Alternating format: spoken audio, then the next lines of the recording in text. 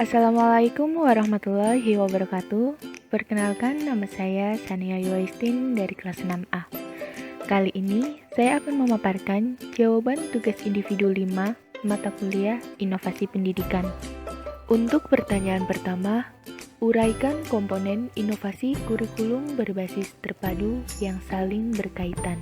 Kurikulum berbasis keterpaduan meliputi berbagai komponen yang saling berkaitan, yaitu subsistem masukan yakni siswa, subsistem proses yakni metode, materi, masyarakat, dan yang terakhir subsistem produk yakni lulusan yang dikaitkan komponen evaluasi dan umpan balik. Masing-masing komponen berkaitan, saling mempengaruhi satu sama lain dalam rangka mencapai tujuan. Komponen lulusan adalah produk sistem kurikulum yang memenuhi harapan kuantitas, yakni jumlah lulusan sesuai dengan kebutuhan, dan harapan kualitas yakni mutu lulusan ditinjau dari segi tujuan intrinsik dan tujuan ekstrinsik. Komponen metode terdiri dari program pembelajaran, metode penyajian, bahan dan media pendidikan. Komponen materi terdiri dari fasilitas, sarana dan prasarana, perlengkapan, dan biaya. Komponen evaluasi untuk menilai keberhasilan proses kurikulum dan ketercapaian tujuan kurikulum. Komponen balikan berguna untuk memberikan informasi dalam umpan balik demi perbaikan sistem kurikulum. Dan yang terakhir, komponen masyarakat merupakan masukan eksternal dalam bidang sosial dan budaya yang berfungsi sebagai faktor penunjang dan turut mewarnai pelaksanaan kurikulum secara keseluruhan. Pertanyaan kedua, jelaskan prinsip-prinsip yang menjadi dasar pengembangan inovasi kurikulum berbasis keterpaduan. Untuk mencapai perubahan-perubahan perilaku, sistem keterpaduan dikembangkan berdasarkan prinsip-prinsip sebagai berikut. Pertama, suasana lapangan yang memungkinkan siswa menampilkan kemampuannya di dalam kelas. Kedua, pengembangan diri sendiri. Ketiga, pengembangan potensi yang dimiliki masing-masing individu. Keempat, proses belajar secara kelompok. Kelima, pengulangan dan penguatan. Dan keenam, pemecahan masalah-masalah dan sikap percaya diri sendiri. Pertanyaan ketiga, bagaimanakah karakteristik kurikulum berbasis keterpaduan? Ciri-ciri bentuk organisasi kurikulum terpadu diantaranya: pertama, berdasarkan filsafat pendidikan demokrasi Pancasila. Kedua, berdasarkan psikologi belajar Gestalt dan field theory. Ketiga, berdasarkan landasan sosiologis dan sosiokultur. Keempat, berdasarkan kebutuhan, minat, dan tingkat perkembangan pertumbuhan peserta didik. Kelima, ditunjang oleh semua mata pelajaran atau bidang studi yang ada. Keenam, sistem penyampaiannya dengan menggunakan sistem pengajaran unit, yakni unit pengalaman dan unit mata pelajaran. Dan yang terakhir, peran guru sama aktifnya dengan peran peserta didik. Bahkan peran siswa lebih menonjol dan guru cenderung berperan sebagai pembimbing dan fasilitator. Pertanyaan keempat, jelaskan KTSP sebagai bentuk inovasi dalam kurikulum. Perkembangan pendidikan di Indonesia ditandai dengan lahirnya berbagai inovasi pendidikan, yang di dalamnya terdapat inovasi kurikulum dan inovasi pembelajaran, yang diperkuat dengan berbagai kebijakan pada masa inovasi tersebut diterapkan. Perkembangan dalam pendidikan dan kurikulum, yaitu lahirnya kurikulum 2006 atau lebih dikenal dengan istilah KTSP, di mana dengan lahirnya KTSP merupakan sebagai penyempurnaan dari model kurikulum berbasis kompetensi. Dan aspek-aspek inovatif yang terkandung dalam KTSP diantaranya diterapkannya pendidikan kecakapan hidup, dikembangkannya keunggulan lokal sesuai karakteristik, kebutuhan, dan tuntutan setempat, kurikulum berbasis sekolah, Dalam pengertian, meskipun kerangka dasar dan struktur kurikulum dikembangkan secara sentralistik, tetapi pengembangan perencanaan pembelajaran seperti silabus dan RPP dan juga kegiatan belajar mengajar dikembangkan secara desentralistik dan disertakannya peran serta masyarakat.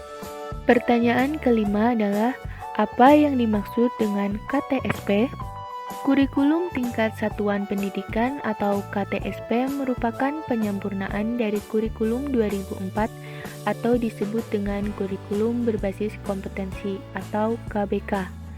Dalam pasal 1 ayat 15 Peraturan Pemerintah Nomor 19 Tahun 2005 tentang Standar Nasional Pendidikan dinyatakan bahwa KTSP adalah kurikulum operasional yang disusun oleh dan dilaksanakan di masing-masing satuan pendidikan. KTSP terdiri dari tujuan pendidikan tingkat satuan pendidikan, kalender pendidikan, dan silabus serta rencana pelaksanaan pembelajaran. Pertanyaan keenam, bagaimana landasan dan prinsip-prinsip KTSP? Landasan pengembangan KTSP dijelaskan oleh BSNP. KTSP dilandasi oleh undang-undang dan peraturan pemerintah sebagai berikut.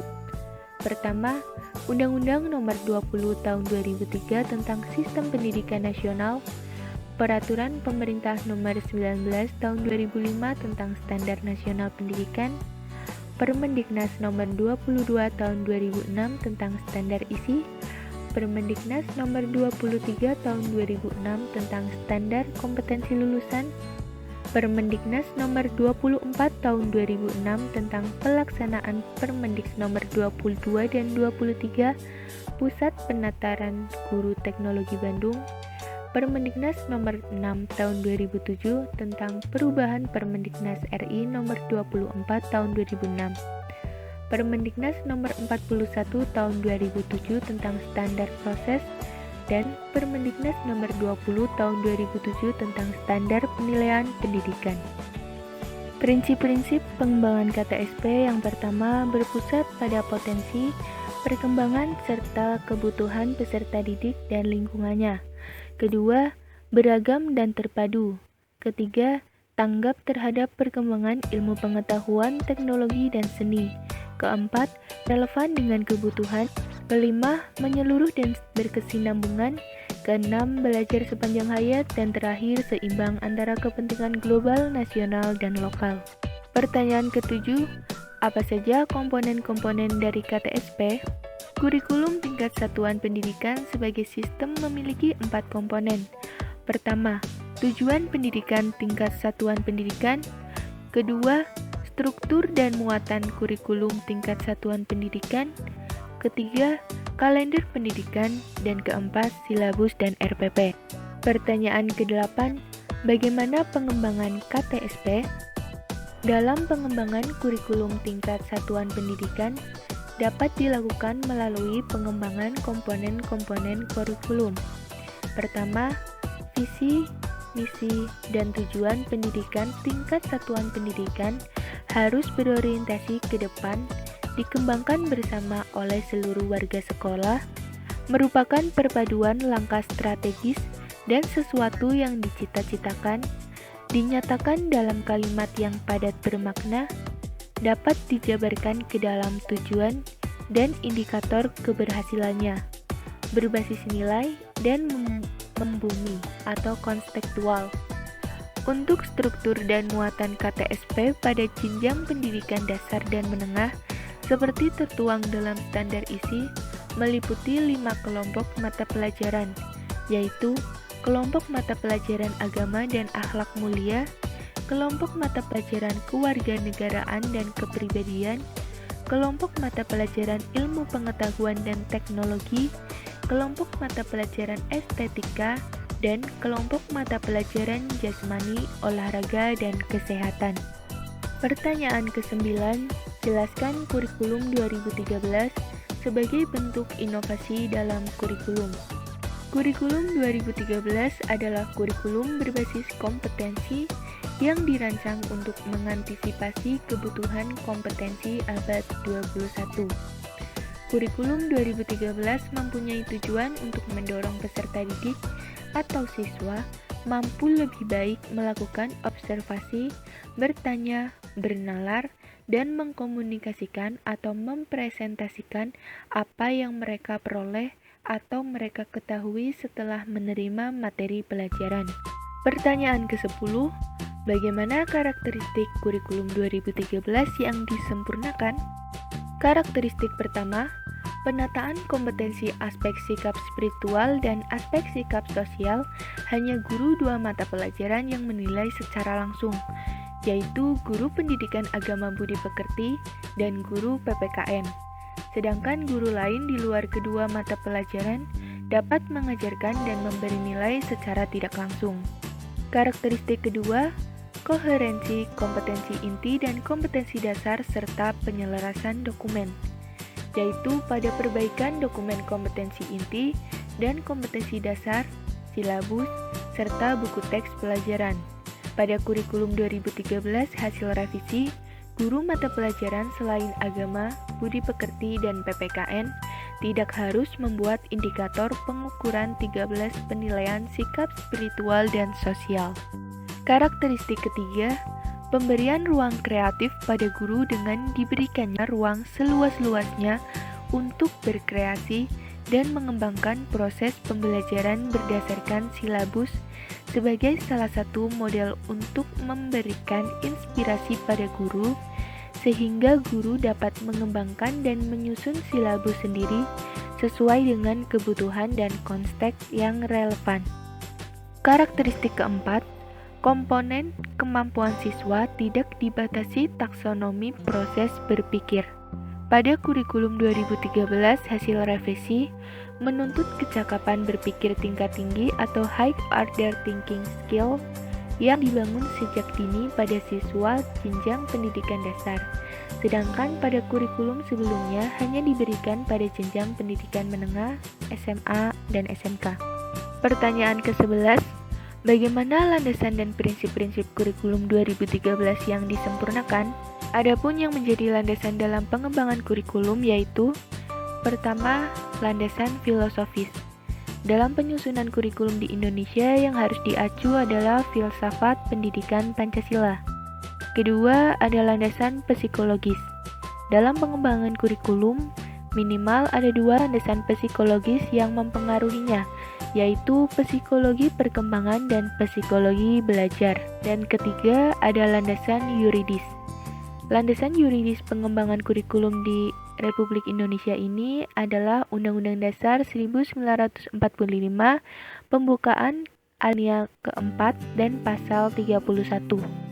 Peraturan-peraturan perundangan seperti Undang-Undang tentang Pendidikan, seperti Undang-Undang Nomor 20 Tahun 2003, Undang-Undang Otonomi Daerah, Surat Keputusan dari Menteri Pendidikan, Surat Keputusan dari Dirjen Dikti, peraturan-peraturan daerah, dan sebagainya.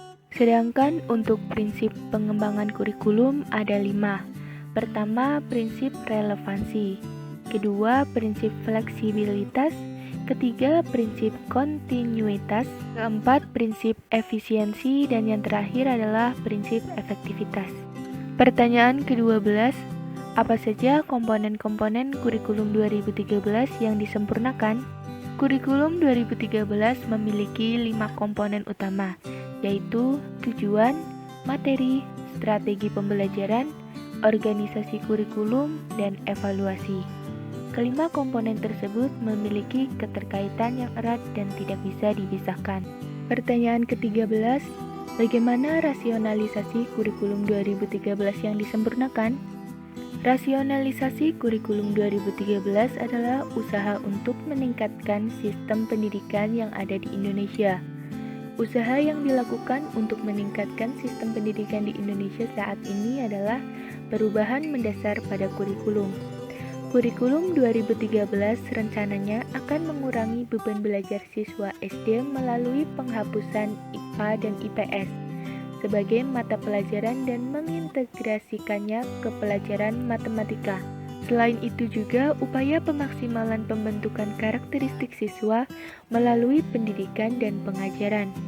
terdapat 10 perubahan yang menjadi poin dalam kurikulum 2013 revisi, termasuk perubahan dalam pelaksanaan penilaiannya. Mungkin hanya itu saja yang dapat saya sampaikan, kurang dan lebihnya mohon dimaafkan. Akhir kata saya ucapkan terima kasih dan wassalamualaikum warahmatullahi wabarakatuh.